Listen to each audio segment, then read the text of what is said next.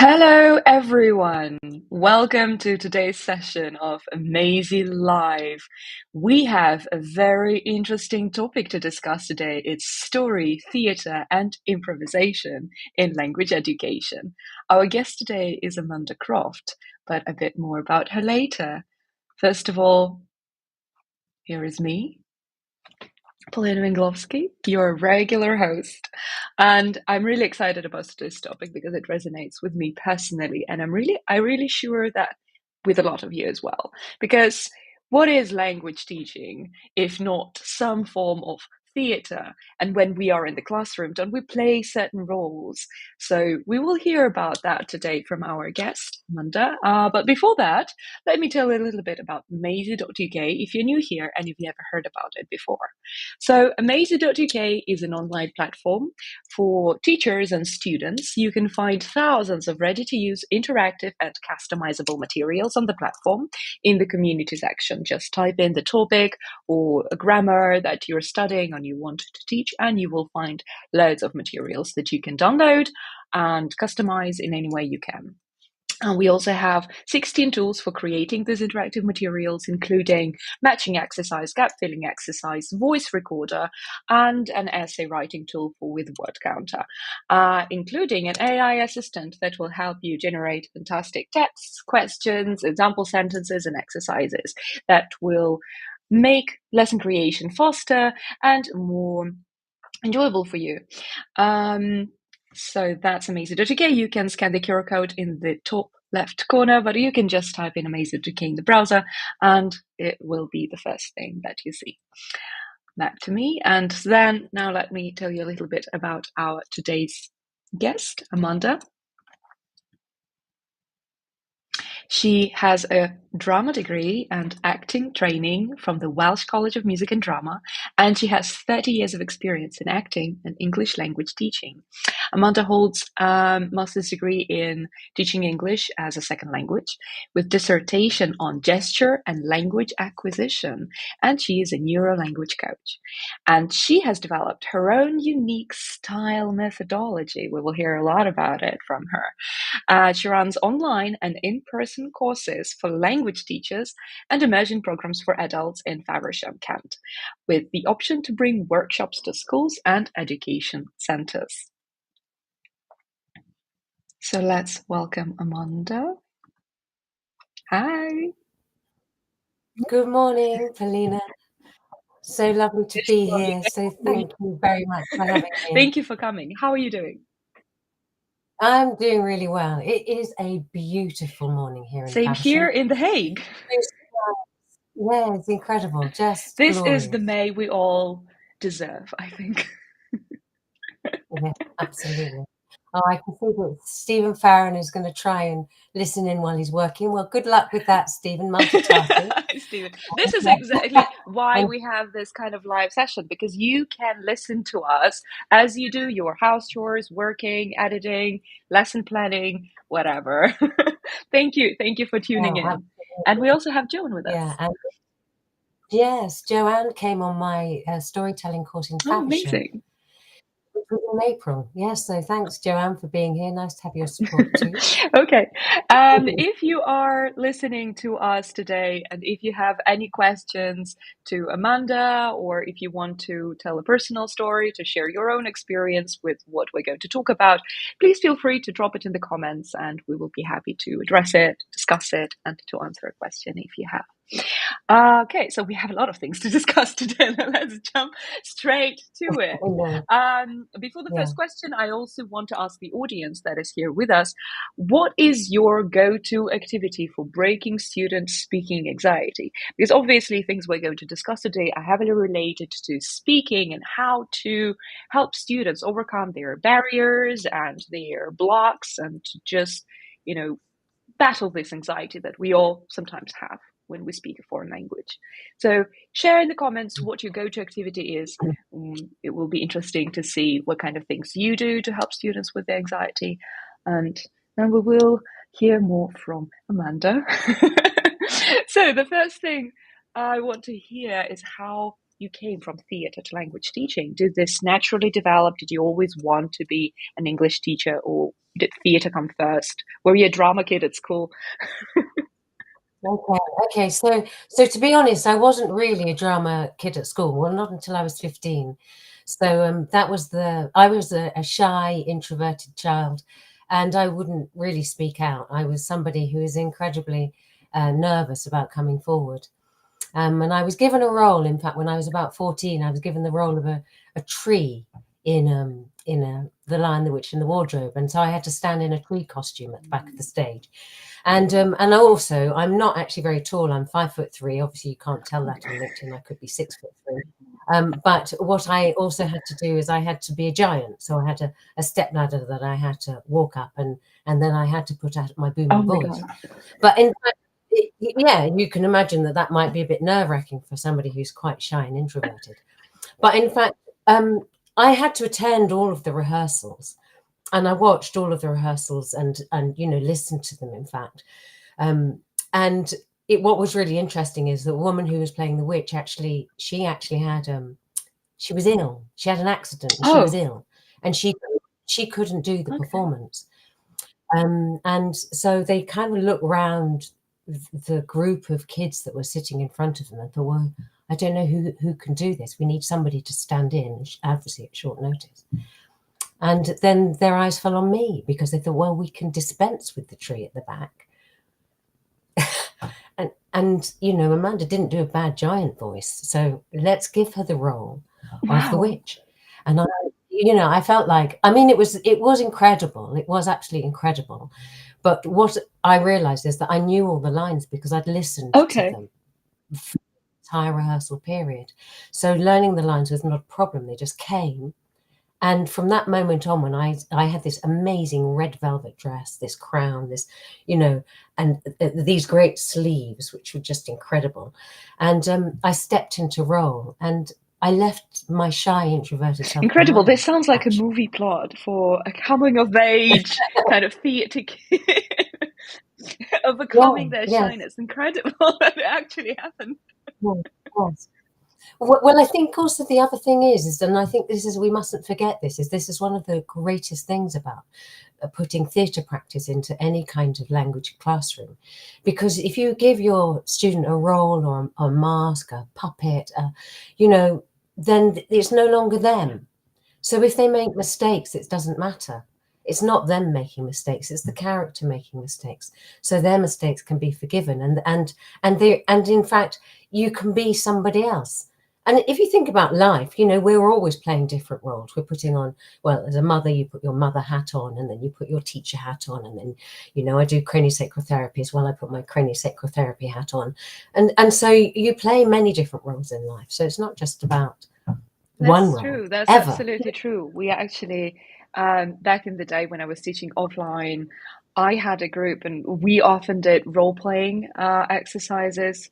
And the more, what I remember is the funniest thing was the more absurd the task was, the funnier and the more engaged the students became. Like, you have to check into a hotel. That sounds pretty standard, but you have a pet monkey with you and they do not allow animals, but she's your baby. Convince the manager that you have to have your pet monkey with you. And then another Yeah. student can become the pet monkey. Yeah. No, absolutely, absolutely. I mean, it is wonderful for confidence building, absolutely amazing for Yeah. confidence Yeah. building. What our language learners need to feel, equipped to deal with And the world. And I think that's what theatre absolutely. does. Another thing that you said about, that it's not them making mistakes. This is the best thing about role playing, I think, because you have to give them a role. And within that role, mistakes can even be encouraged. Oh, And yes. this helps the students understand that, well, there are many different people and they all have their own backgrounds and they can make mistakes and that's fine. Like, what if you are, Maria from Spain and you've never really learned language and now you come here and you're Maria from Spain, you're not somebody else, like you're not you. And Maria from Spain, she can make mistakes. She is a fiery woman. Yeah. No, I completely agree. And actually, sometimes there's a silver lining to a mistake. You might make a mistake and it becomes something funny. and actually, I think that's also really, really important. You know, sometimes we can take the situation so seriously that makes us anxious. But actually, if you think, oh well, you know, it's life. You're not. I'm not. You know, as teachers, we're not heart surgeons. You know, and as learners, they aren't either. You make a mistake in a language learning lesson, so who cares? You know, you maybe you notice it, you learn by it, and you grow. You know, every mistake that's ever made is a springboard to success, as I'm Yeah, that's concerned. true. We have a fantastic comment from Julia Klan. Hi, Julia. Thank you for joining us today. I love how we're already deep into story, just 8 minutes into the event today. Hashtag storytelling. Yeah, Yeah, absolutely. That's why I was so excited for this live today. yeah, yeah, yeah, yeah, yeah. Um, And in fact, oh, Laura's here too. Hello, ah, Laura, another new language coach, I have to say. Yes, so sorry, we have a few mistakes are comments. welcome. Lots of comments. That's great. That's great. Mistakes are welcome. Yes, absolutely, Yeah. Ollie. Yeah. So you If I were can going learn. to say. Yes, what was I going to say? Well, never mind. Never mind. So Yeah, we yeah. heard how you became interested in theatre and how that helped you overcome your shyness. How did that translate into teaching? How did you move Oh, yeah. into Okay, language? so yes, but there's another story to that. Of course, there are always stories, you know. So what I was going to say is 67% of our communication is storytelling. That's quite big. That's quite big.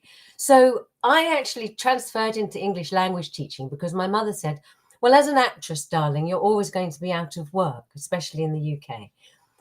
It is theatre is played out differently in different Okay. countries, but in the UK, you go from job to job. So you're always Okay. auditioning, and you may or may not get that True. work, and then you go on to the next job. So in a way, she was right, and a lot of actors do a lot of hospitality. They work in restaurants and Mm. cafes, and you know, in order to earn their money between jobs or you know between auditions. And so my mother said, well, you know, you should really do something, you know, that could also be a career for you, you know. So she said, what about language teaching? And I thought, and she said, people need actors in language teaching. And I thought, okay. So I did, and this is going to really age me. In 1991, I did my RSA Cert TEFL, which is the Royal Wow, that's when Society. I was born. RSA. So there you go. That's how long I've been doing this. Incredible. I feel privileged. Oh, well, it's wonderful. So there you go. Your lifespan is my work span. Incredible. Wow. Humbling. Beautiful. Oh, yeah. So That's so yeah, so I did. I did that very intense 1 month, which is I think equivalent to CELTA now.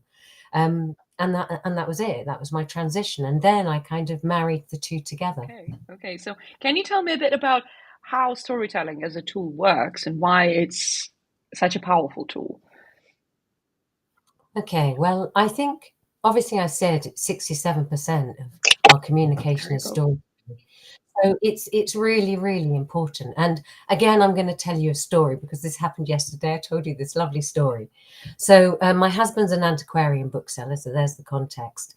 And he was holding a lunch for some Americans from the Grolier Club in New York. 20 people came to this lunch, and I was kind of serving drinks, helping him. So he helps me with my business. I help him with his business. And this was one of the activities I was helping him with. And I was serving drinks. And then one American woman comes up to me and she says, oh, I'm so intrigued by this beer called Bishop's Finger. And can you tell me the story behind it? And I was like, sorry about the American accent. But anyway, That, that's what she said. So that's that's what she acting. said. And then I don't know. I don't know the story. Help. Oh my God, I don't know the story about Bishop's Finger. I should have done my research.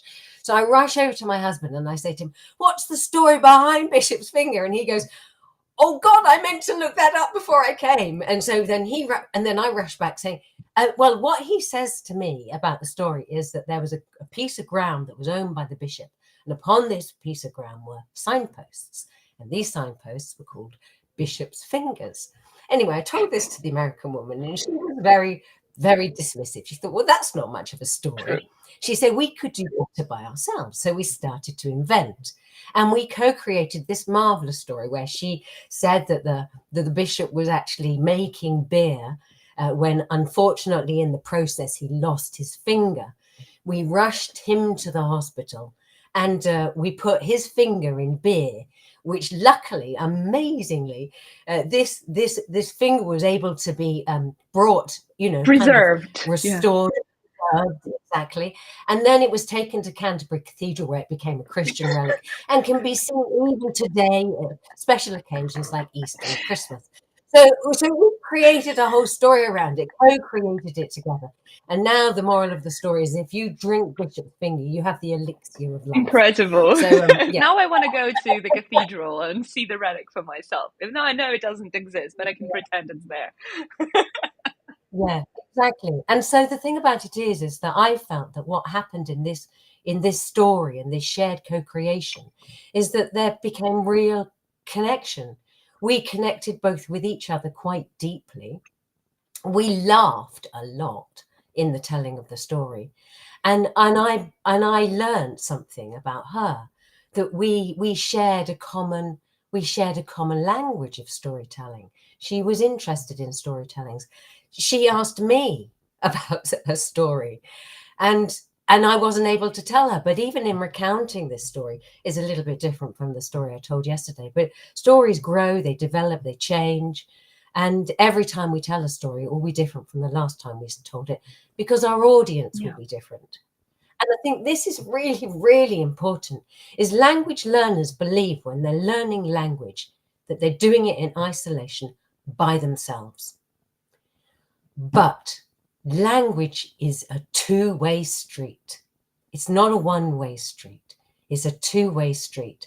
And that two-way street is about commenting one way and responding another, commenting, responding. And the two merge together, and in that merging, we find like common ground, common communication, and I think that's what storytelling gives us. It gives us that common ground, that meeting point, and that understanding of each other that we wouldn't have understood before. Yeah. And then key is we remember it. Well, think about what she will take home from Faversham. What will she take home? It was a beautiful building. It was a beautiful day. And she'll take away from her the people that she met and the stories that she heard. And she will retell the story, and that will be a story in itself. And so it's like the spreading of stories. Yeah. And you can make anything a story. That's true. I think it's art in itself. For example, I have friends who are fantastic at telling stories. They can turn any mundane, minuscule thing into an engaging, exciting story that everyone will listen with their mouth open. But for me, I find it hard to retell things that happen to me in a way that will be a story. How about that? Like, what if your students, they're not very good storytellers, or they're not very good actors? How will that work for them? Well, I always think that this really is a great question. I was thinking about this yesterday. I'm terrible at acting. Does this mean I can benefit from your approach? And I think this is really interesting, because the question that you ask is interesting for me, because it tells me so much about you and where you sit in your confidence.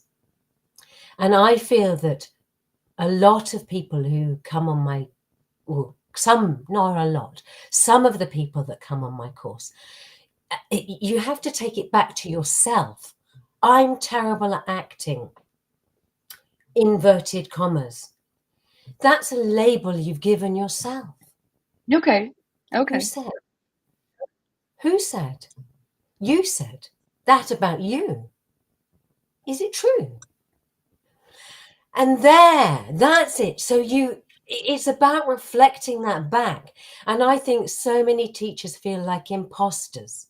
They have a kind of imposter syndrome, or they feel like they sit in a place where they're not comfortable telling a story. They're not comfortable with theatre practice.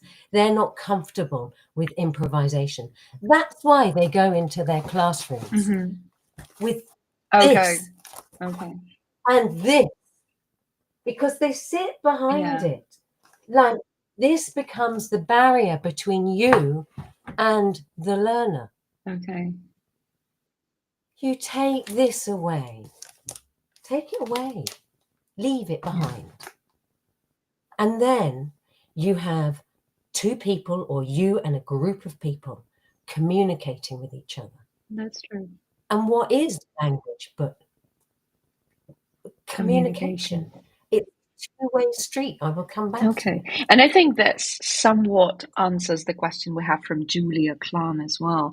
In workshops and you're teaching, Okay. Amanda, how do you encourage people to take up space, especially when telling stories? When you're learning a language, you're often trying to rush through something and finish quickly because you're anxious, nervous, uncertain, etc. Yeah. So you took away the notes. I absolutely do. So not only do I take away the notes, and if it's in person, I take away the tables, because that's a barrier too. We put barriers in front of ourselves. I think this is a great question, Julia, and thank you for asking it. So taking up space, we do space exercises. So on my course, my 3-day in-person course, we do spatial awareness exercises. So awareness of the space, and I think Joanne, who's in the audience today, will support this. We look at the stage space, and we look at different positions on that stage space, and the different power that is gained from different positions in the stage space, left to right, right to left. What's the difference? But also spatial awareness in terms of the people and the space around us. What we discovered, very interestingly, is that the closer we are to our audience, I mean, maybe not so online, we have to work with space online differently, but in person, the closer we are, the more powerful we are to our audience in real life. So you make the connection slightly physically closer. It's wonderful. The further back you recede back into the space away from your audience, and I'm thinking about presentations here, the further away you are from your audience, the kind of worse it is. I mean, we look at space dynamics in terms of online, like here, and if I take myself away and I sit there, suddenly it's a completely different to this. So being aware of space, and how do we own it? We have to physically own it. We absolutely have to physically own it, Julia. So it's about being confident in our bodies, in the space that we But how do you inhabit. help your students feel that? So you take away the Okay. tables, you put away all the barriers, you sit them closer to each other, if that's an offline thing. So yes, it could be circle. The Circle. circle space is lovely. Yep. So that's a lovely space to inhabit, but it's about breath. So it's being not shallow breathing, but a kind of calmer, deeper breathing. We talked about anxiety. How do we overcome anxiety? First thing is to look at breath and take a nice deep one and breathe. And then we look at physicality. So rolling your shoulders back. Where do we hold tension when we're nervous? Often we hold tension in our shoulders. So you release the tension in your shoulders. And actually, it's really interesting because I think, smile and the world smiles with you. It's the idea of you take up a strong physical posture in the space that you inhabit, and you feel stronger. It's the difference between having your feet together and being maybe unstable, and having your feet hip width apart. Okay. It makes all There's the a lot of difference. psychology in this, I feel like. There's a lot of therapeutical kind of finding your body, feeling your body, grounding yourself, and finding confidence in that as well. Yeah, Occupying space. absolutely. Yeah, that's true. Aren't we, like, as teachers? We are definitely a lot of other things as well. We're therapists, we're actors. Right, right. And we have a very nice question from, not question, comment from Ollie. The best classroom is without tables and with tiramisu. Occupy the space with delectation. It's Oh, I love it. absolutely. Oh, thank Um, you, Ollie. and Great. also, we have a fantastic comment from Joanne about an activity she uses to help students with anxiety. So, obviously, I will have to Mhm. read it all because it does not. Yeah, No, there are so many that's fine. great speaking Yeah. activities, and the right one really depends on the group and the mood. Her go-to, if they are really resistant, she invites students to ask the questions, and it seems to flip the perceived power dynamics. They're not responding, they're leading. That small shift gives them a sense of agency, but suddenly they're not worried about getting it right. They're curious, playful, and engaged. It builds confidence without the pressure. And yesterday, when we were preparing for this live, you mentioned the questions as well. Can you remind me Mhm. what it was, what kind of questions you can use, and how you can help students with anxiety? Yeah. Okay, so often what comes up is that people feel that they don't have a story to tell. And so it's, you don't have a story to tell. What can you do? So you can ask your students questions like, so tell me a moment in your life that you're most proud of. Tell me of a story that amuses you about yourself when you think about the story. Tell me a story about something that you found difficult and overcame the challenge. When we start to look at different specifics, then actually it makes the storytelling so much easier. Mm-hmm. So yeah, ask your. But also, I would say any teacher who's sitting out there thinking, I don't know what my relationship to story is, then I think it's really important for the teacher to think of those stories for themselves. Think of a moment when I was most proud. When was I most Yeah, proud? yeah. Sometimes we'll ask In what? questions that are really hard to answer on the spot, and can we answer themselves? Yes, exactly, exactly. So it has to start. It always has to start with, well, can I do it? Can I answer that question? Can I answer the question about something that I lost that I found that was very precious to me? At the story of loss, and did I recover it or didn't I recover it? So the lost and found Mhm. story, the story about how you met your partner, or the first boyfriend you ever had, or you know, um, yeah, a time when you overcame a challenge. What was that Mhm. challenge? And I think you ask that question, and suddenly if you can ask yourself first, then you know what that experience is like for you. Then go out into the classroom and ask your learners. Yeah. I think Mm. another example of an exercise that you told me before was to keep asking questions to your students, like non-stop, and then the other way Oh, round, yeah, when yeah, yeah. they ask you questions, they have to keep asking questions. Yes.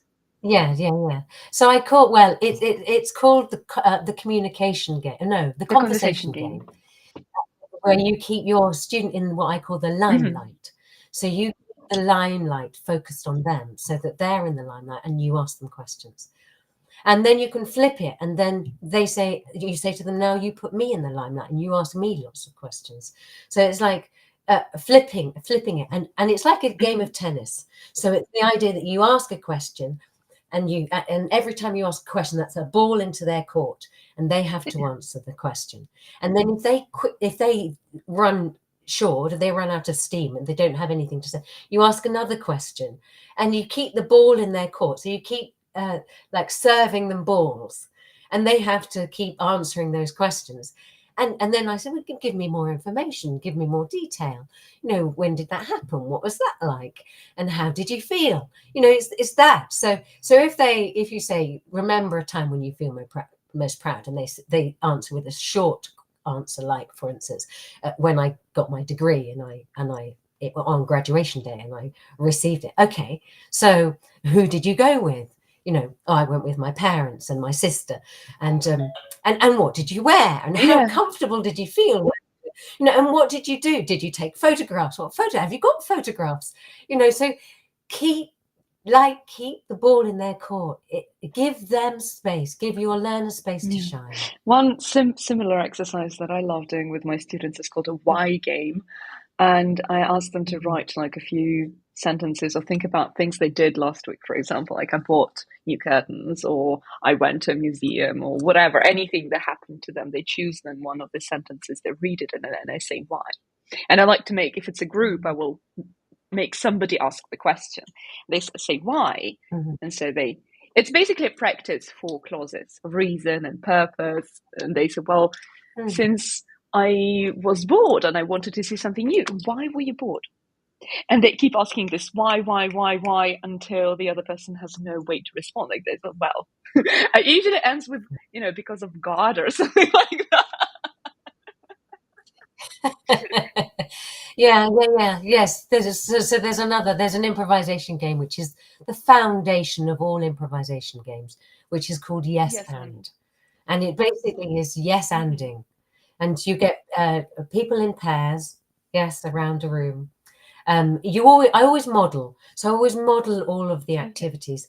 And again, going back to place as a teacher, it's so important that you model it, because you put yourself, it's like, I want to describe it as like trousers down. When you do drama activities, it's like trousers down.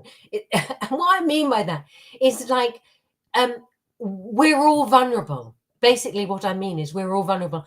I make myself as vulnerable as the learners are. So model it. Model the yes and game with your learners. So essentially, let me tell you what the yes and game is. So I start with, we could do it together. Okay. Actually, Yes, of course. Here we go. All right. So I'm going to start with a suggestion, and then you're going to go yes, and you're going to add to that suggestion. Okay. All right. So Let's try. We'll try a little bit, and if it goes wrong, we can try and start again. Okay. So let's go to the beach today, Paloma. Yes, and let's take our dogs with us. Yes, and we can take some a pit food. Yes, and also an umbrella because I can get sunburned. Oh yes, and lots of sun cream, and a full body costume. Yes, and also garbage bags because we don't want to litter on the beach. Yes, we don't want to litter. Yes, so we need garbage bags, and we need dog poo bags for any litter the dogs might leave behind. Yes, and probably we have to rent a van because there's a lot of things we're taking with us, aren't we? Yes, we'll need to rent a van. In fact, we could rent a bus and invite all our friends. Yes, and my parents as well. Yes, why not? And my parents could come. Well, my mother could come, and my husband's parents could come too, because they'd love a day out at the beach. Well, this is becoming a full-blown party. Yeah. Yes, and all the people who are in the chat could come too. You're all invited. You're all invited. So that's yes and, basically. And yes and forms the foundation of all improvisation. Nice. It's the cornerstone of improvisation. Okay. I think that I just realized that we never actually asked the most important question.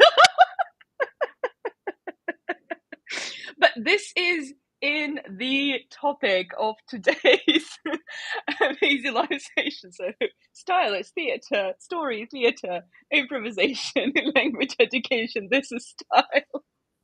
But we never actually got to ask this question. Well, that's what it is. So style is storytelling, theatre, and improvisation in language education. And I love the acronym because a style is something that helps you cross over obstacles that get in your way, fences around fields. You use a style and that helps you into the field the way you want to be. Yeah. So if you want to be a wonderful communicator in English, and that's the field you're trying to get to, then style is your method. Yes. And I love that I can say that I'm teaching with style. And Joanne also has a nice comment about one of your workshops. tapping into our natural pre-verbal communication really opens up the energy in participants and the group as a whole. And I think you also mentioned yesterday when we were preparing, you mentioned the body language and how you use gestures in this. But unfortunately, we are running out of time. So if you want to hear more about the style approach, about how to use all of this from Amanda, you definitely have to connect to her on LinkedIn. And here is the QR code in the top left corner. So scan it and connect with Amanda on LinkedIn. But also, Amanda has a few workshops. One of them is online, another one is in person. So, can you tell us a little bit about the workshops that you have? Also, there's a link, a QR code to Amanda's website. So, Yeah. the two So workshops. the next workshop that I have spaces on starts on the 30th of May. It's a 2 times 90-minute online workshop. It looks obviously at storytelling, and I give you tips and tricks and ways to develop these ideas in your language classrooms. And the follow-up session, the 90-minute follow-up session 2 weeks later, you come back and you tell me how those tips and tricks worked in your classroom and with your context and with your learners.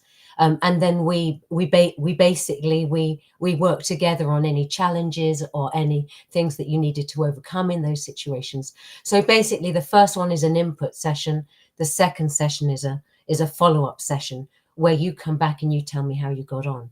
And I help you develop those ideas so that you can use them. But also it's about giving you a springboard. So these ideas are not just take these ideas and use them, but take these ideas and develop them, because teachers are creative. I know they are, and they have amazing creativity. So take